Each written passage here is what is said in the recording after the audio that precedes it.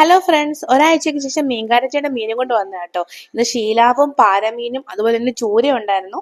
കുറെ നാളായി ഷീലാവ് വാങ്ങിച്ചിട്ട്, അപ്പൊ ഷീലാവാണ് ഞാൻ വാങ്ങിച്ചിട്ടുണ്ടായിരുന്നത്. അത് നല്ലപോലെ ക്ലീൻ ചെയ്ത് വെട്ടിയൊക്കെ എടുത്തിട്ടുണ്ട്. കുറച്ച് ഞാൻ വറക്കാനും കുറച്ച് ഞാൻ കറി വെക്കാനുമാണ്. അതും തേങ്ങാപ്പാൽ ഒഴിച്ചിട്ടാണ് കേട്ടോ ഇന്നും ഞാൻ കറി വെക്കുന്നത്.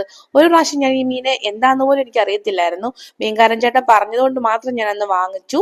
അത് ഇതുപോലെ തേങ്ങാപ്പാലൊക്കെ ഒഴിച്ച് കറി വെച്ചപ്പോൾ നല്ല ടേസ്റ്റ് ഉണ്ടായിരുന്നു. പിന്നെ ഞാൻ പറഞ്ഞു വിട്ടു പ്രത്യേകം ഈ മീൻ കൊണ്ടുവരുമ്പോൾ പറയണേന്ന്.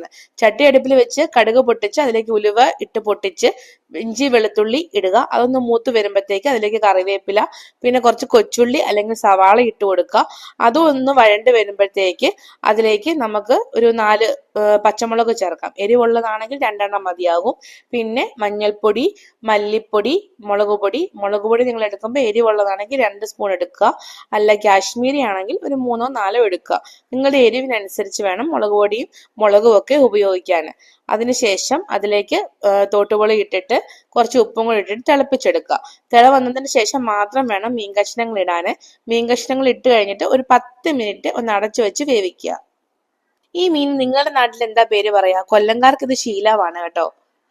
ഇത് നല്ല ടേസ്റ്റ് ആയിട്ടുള്ള മീനാണ്. ഇത് തേങ്ങാപ്പാൽ ഒഴിച്ച് തന്നെ കറി വെക്കുക.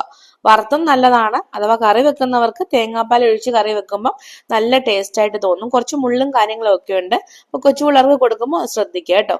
ശേഷം മൂടി തുറന്ന് മീൻ വെന്തതിന് ശേഷം തേങ്ങാപ്പാല് കുറേശ്ശെയായിട്ട് ഒഴിച്ചു കൊടുക്കുക. നിങ്ങൾക്ക് എത്രത്തോളം ചാറ് വേണം അതിനനുസരിച്ച് വേണം തേങ്ങാപ്പാൽ ഒഴിച്ചു കൊടുക്കാൻ. ഇപ്പം മീൻ തേങ്ങാപ്പാൽ ഒഴിച്ചു കഴിഞ്ഞിട്ട് ഒരുപാട് ഇട്ട് തിളപ്പിക്കരുത്.